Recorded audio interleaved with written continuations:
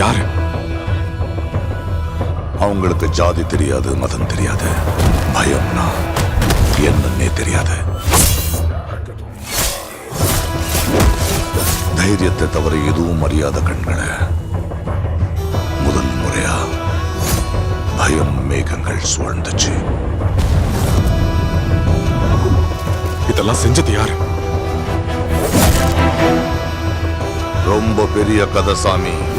ரத்தத்தால கடல் மொத்தம் சிகப்பான கதை. எங்க தேவர கதை.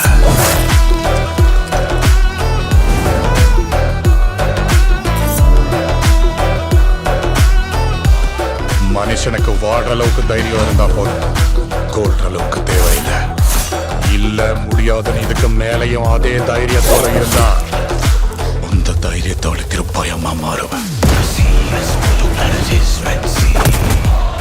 நீ இருக்கிற வரைக்கும் இந்த மலை மேல நீ சொல்றதுதான் வாக்கு தேவரா.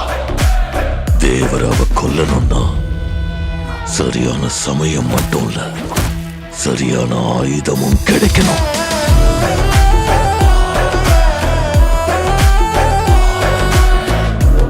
எப்ப பாரு சின்ன பிள்ளையாட்டும் பயந்துகிட்டு அவன் எப்படி கட்டுக்க? போட்டியில கலந்துக்க போறியா என்ன? என்ன பேசுற நீ? கொண்டு போடுவாங்க என்ன? அவனுக்கு அவங்க அப்பா உருவம் வந்திருக்கே தவிர அவர் வீரம் வரல. வேலைக்காக போயிருந்தா வேலை முடிஞ்ச உடனே திரும்பி வந்திருப்பா.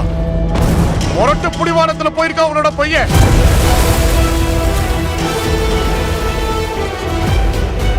தேவரா கடலுக்கு போய் 2 வருஷம் முடிச்சு போச்சு.